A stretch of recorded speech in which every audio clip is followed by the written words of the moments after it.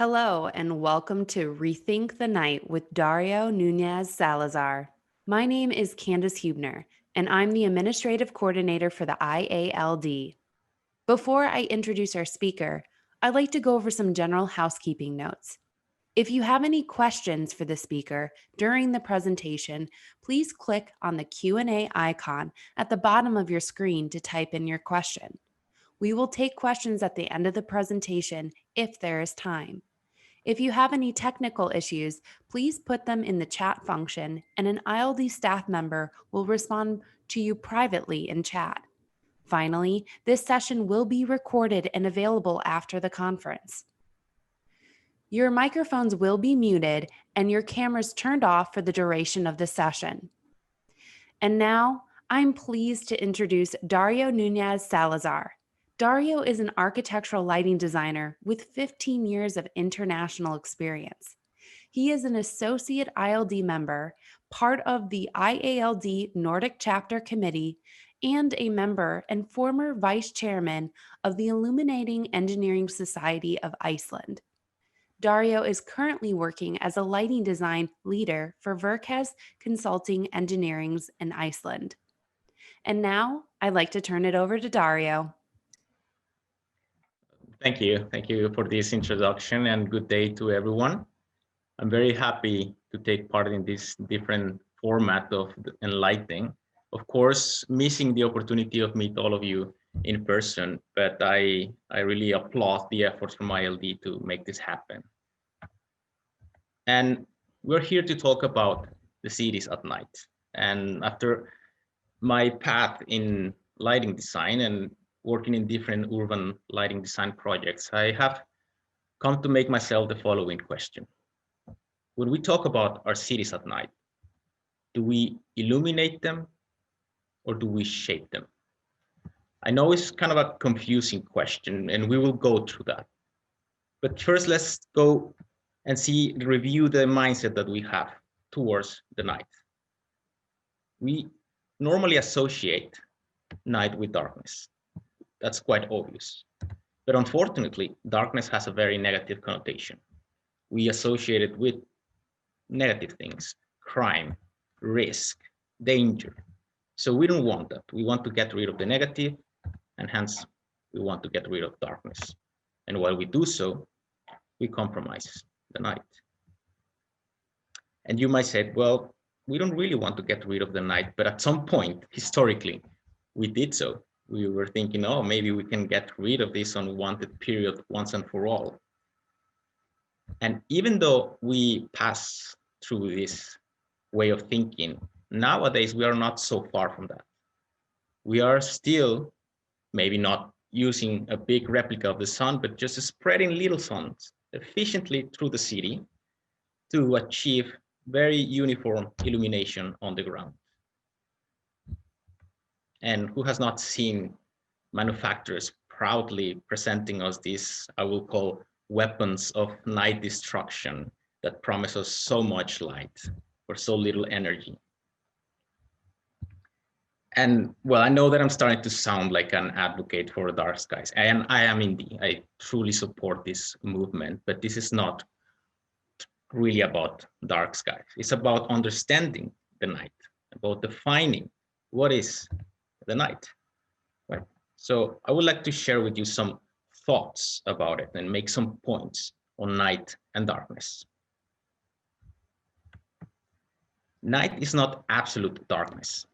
I believe it's hard to find such a thing in the universe. There's always energy around us. We might not be able to see it, but even with visible light, we have plenty of it during the night. And that leads us to the following point, that is, our perception of darkness is relative. We have become so used to artificial lighting and additional lighting that our scotopic vision is not used at its full potential. So things that we say it's dark, there might be not so dark after all. And then connecting to that, the third point is that light leads to more light. When we blast an area with light, the other area next by it becomes dark. And not often we think about reducing the light that we just put, we just add light in the other place. But the point where I want to extend more is that night is also part of the day cycle, of the calendar day, of these 24 hours that we assign a number in the calendar. And who cannot remember this image? All of you working in lighting design, I know that you already know every pixel about this image. You have memorized it. It has helped us specify and sell so many tunable white luminaires, what is not to love. But there's something that always bugs me about this image, and nothing against Anda. This is a magnificent piece of work, but there's something there that I feel it's missing. And it's what's happened when the night comes, when the sun goes down. Those things just simply disappear. Disappear that we don't really want to talk about. Well, not actually, things are happening there, and not only in terms of the sky, but also in terms of natural life, in terms of city life. The city doesn't stop existing. It's there, and we can see it.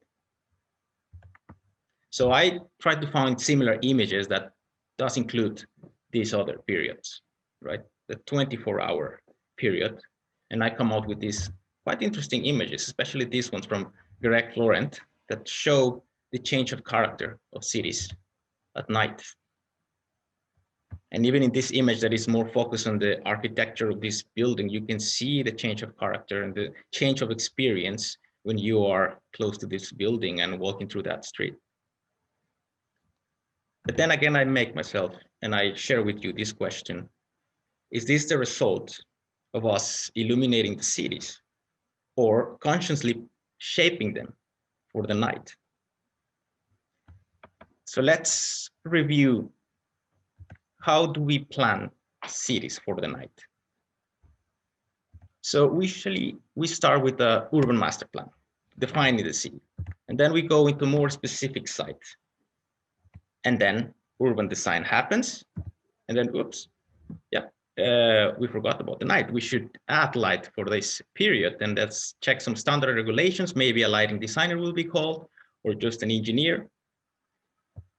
And I know this is a very pessimistic view. Things are being done better lately. So when the urban master plan is done, it might include some text about lighting, or rather sentences inside another chapter as installation. Then the site plan will refer to this text, maybe add a lighting quality program. And then urban design, if lucky, will include a lighting concept, and lighting design will happen. And some municipalities are even going further and doing these lighting master plans, which is a great thing to do. And they will try to cover the whole process, right? Sometimes they focus too much on technical things, but very often they include visions about the city. But then again, it's all focused on light and illumination. So what if we don't start by talking about light and defining light sources and light quality? What if we start defining the night experience? And yes, I copy this sentence a little bit from Steve Jobs when he talks about starting with the customer experience and then work the technology backwards. So what if we do that? What if we define how the nightscape should be and then find the right ways to illuminate it or to shape it? Call it nightscape design, for example. So together with a colleague here in Verkis, we have tried to approach this and see how we can do this. Where should we start? And we developed this that is called a nightscape strategy. That is not about lighting standards, neither about technology, and for Christ's sakes, not about Internet of Things and Saga connections and all of that. It's about the vision of the city at night. My colleague Ruth Gudmundsdottir, she's an urban planner. So this discussion is very interesting because she's not a lighting designer, although she's very interested into it. And we share back and forward these thoughts. And we believe this nightscape strategy can influence the urban master plan and also the lighting master plan. But it has been quite difficult to go in this direction. Some people are not really ready to do this. And what we have found out that if at least we're able to persuade urban planners and all the decision makers in the urban design process that the city is alive 24 hours, a 24-hour vision of the city. And this is not to be mistaken of us aiming for a 24/7 lifestyle. Night should be night, and there are times that should change the character, and that's precisely the point. But it's about acknowledging that the city is there and it's still, even though it's supposed to be dark. So here I take a quote from a celebrated architect that says, even a space intended to be dark should, but then I don't completely go to this quote, is even a space intended to be dark should be planned or must be planned. So now I want to share with you a case study, a project that I hold very dearly, and we recently finished it. And I think I got special feelings for this project because of the whole process and how it went through, even though it took very long to be executed. And this is Odinstorg, literally translated to the square of Odin. Yes, the Nordic god. This is where he comes and have a coffee. So finally, the city of Reykjavik decided that a parking lot was not worthy of God Odin, so they decided to do something about it. So they launched a competition to renovate this site, and many interesting proposals came in, I must say. But you will see that all of them were focused on the best scenario that they could think.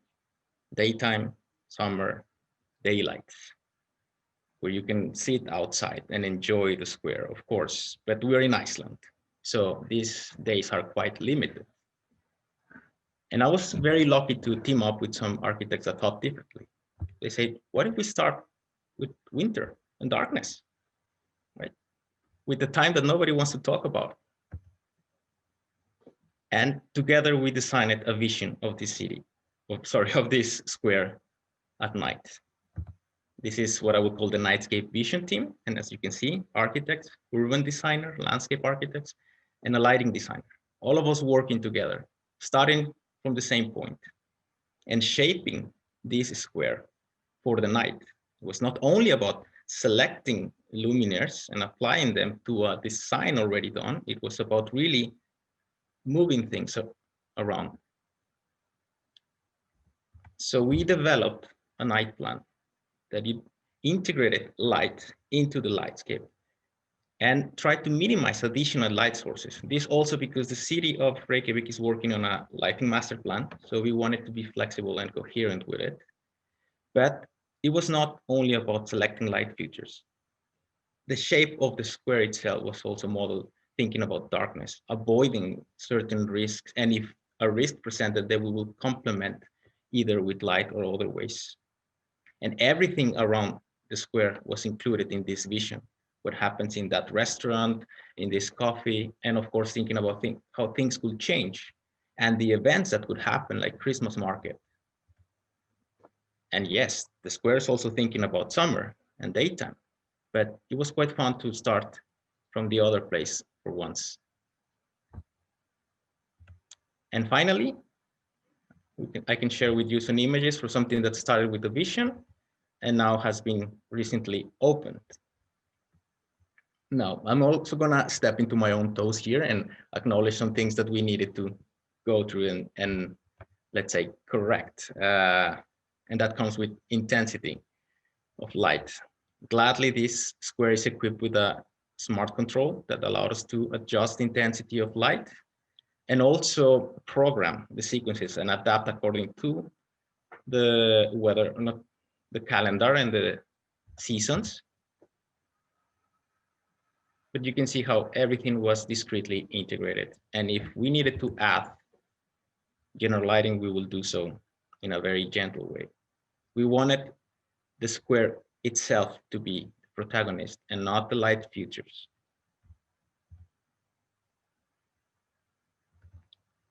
Now you saw the square quite empty, and this is because of COVID, but we witnessed before the restrictions were raised here in Iceland that this square did fulfill its purpose.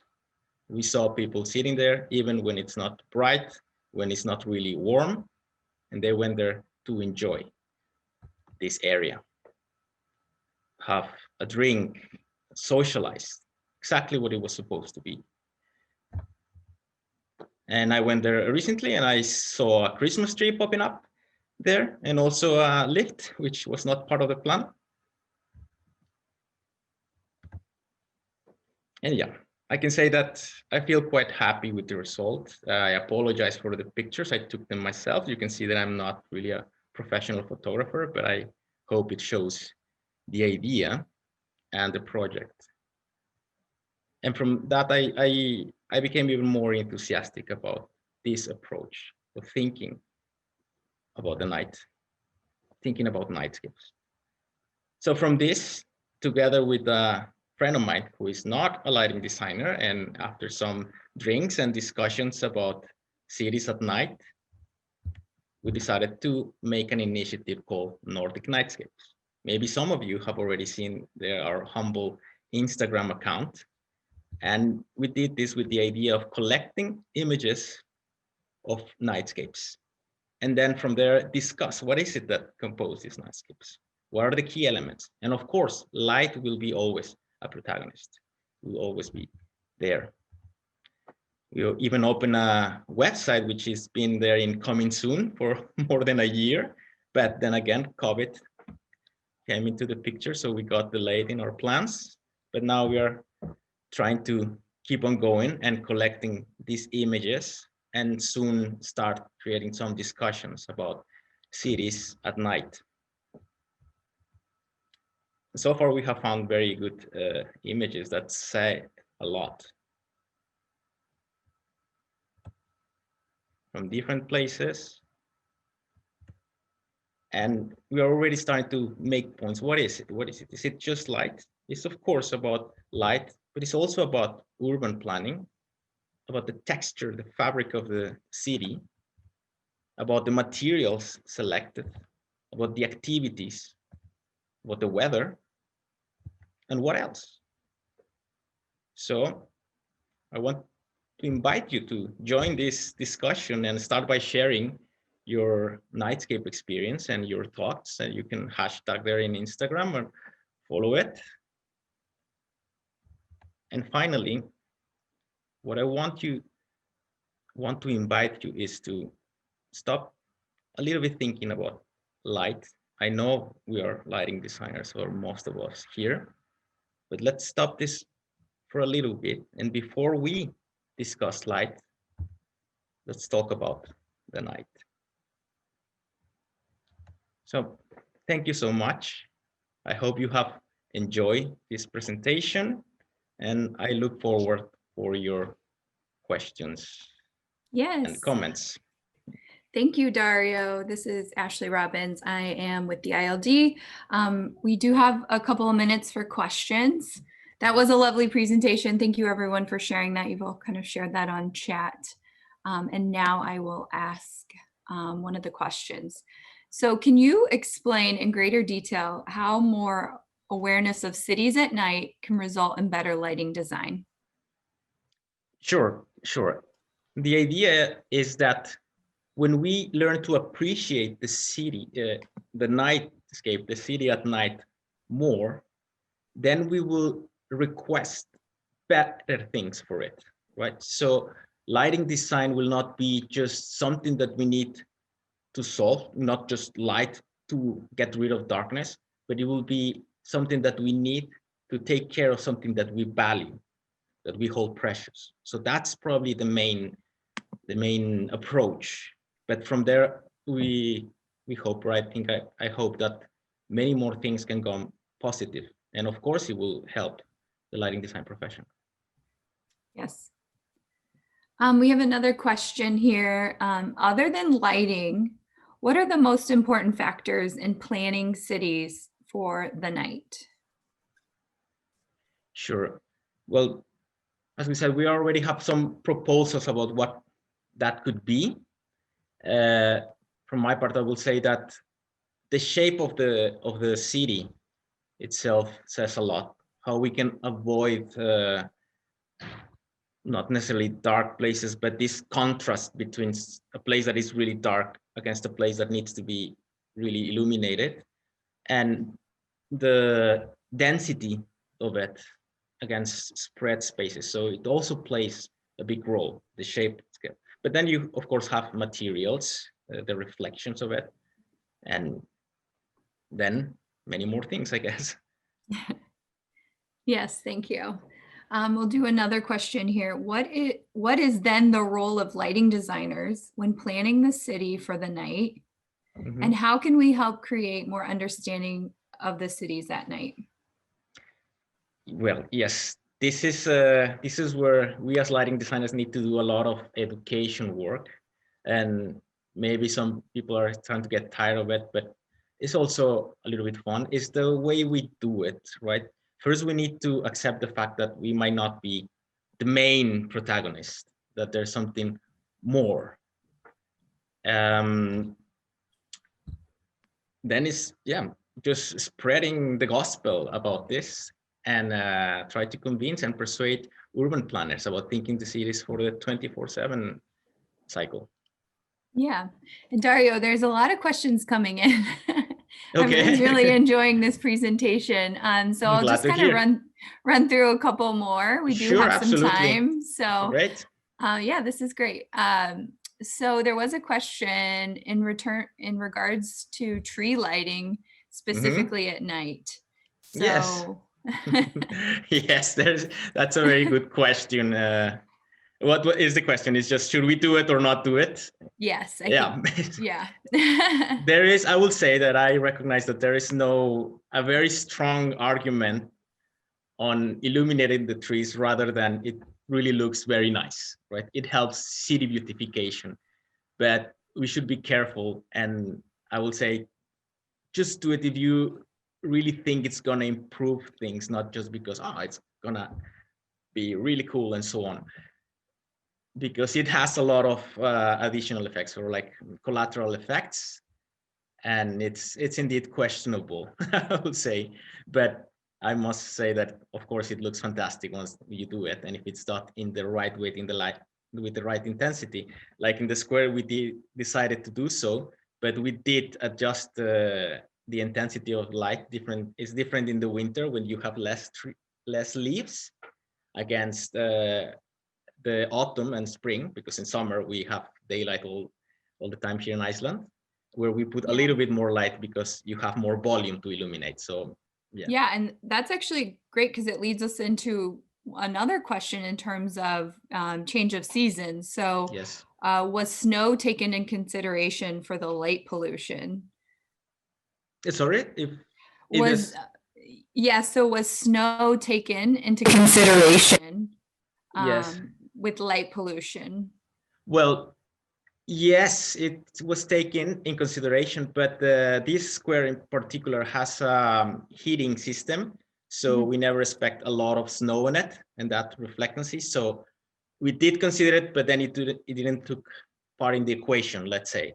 But it's a very good point, because that's where the potential of all of these smart systems comes to really be relevant, right? Not about charging your electrical car, but about adjusting light levels to different conditions. That's definitely a really good consideration, and not everywhere has kind of that heat element that'll take the snow away. But in Iceland, kind of privileged in Iceland to have this. Yeah, that's really nice.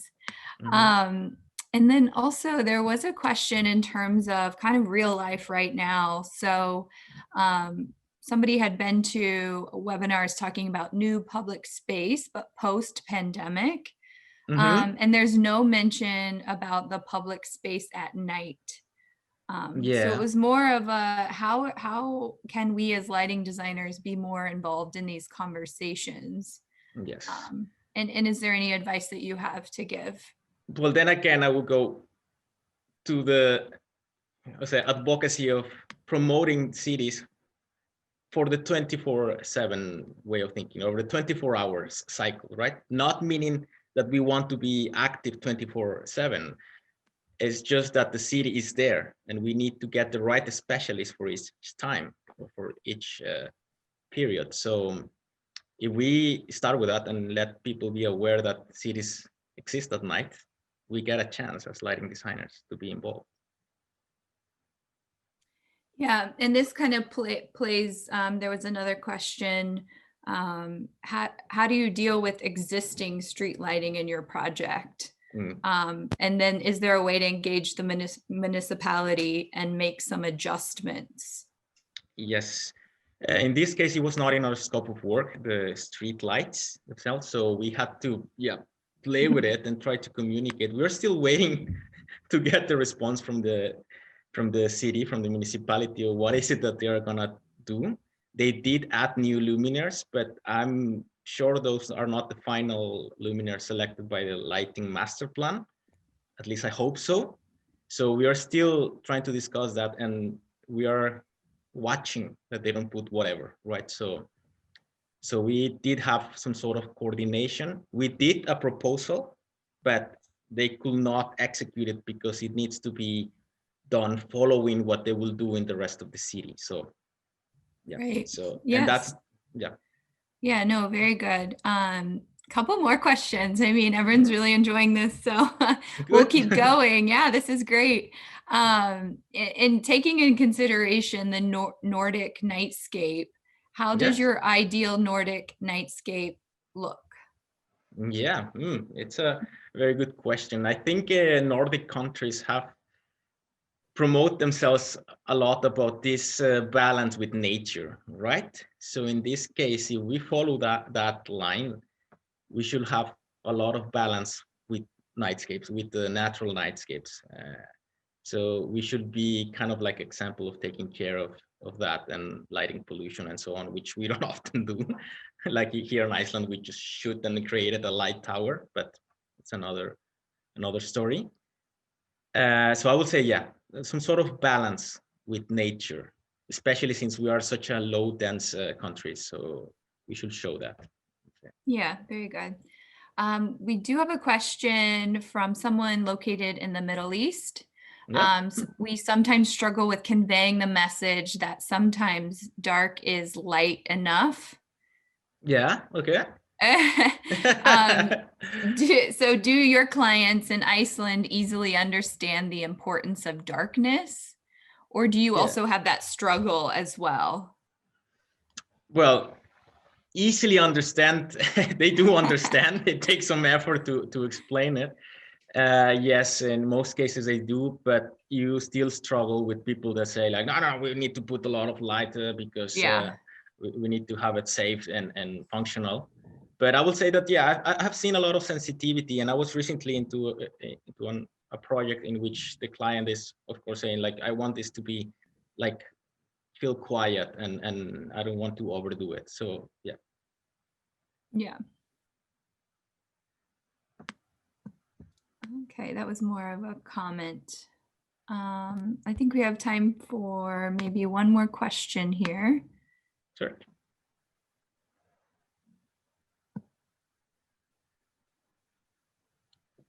Okay, so what is your personal approach to start convincing a prospective client about the misconception that more light at night equals more safety? How do you persuade them of wanting the lighting to look like a basketball court versus a nicer lighting design with less light? I think the main point that you need to explain there is that there's a lot of discussion if the relation between amount of light and amount of safety, but in my opinion, or what I say to clients, is that the sense of safety comes more not at a place that is illuminated, but a place that is watched, that is being observed. So you can see a corridor that is very well lit, but it's empty, and you will feel a little bit afraid. And you can see a darker corridor, but there's a lot of people, there are restaurants, there's life, and you feel safe to walk there. So it's not really about light, it's about feeling observed, and from that feeling that you are kind of like protected. No, very good point. Well, thank you, Dario. We're just kind of wrapping up here at the end. That was really a fantastic talk, and I'd like to thank everyone joining us because your questions have really helped make this a very valuable experience. Thank you. And thanks for all the comments I haven't been able to answer in chat, but actually, thanks, that's what I was going to ask is people want to know how to get a hold of you. So what's the best way to maybe connect with you? Well, I guess email, LinkedIn, or WhatsApp. I mean, okay, yes, perfect. Just Yeah. anything. All right, we'll find Dario on LinkedIn, and then you can find his email. But thank you very much for your amazing presentation, and thank you all for joining us today. Yeah, thank you, everyone.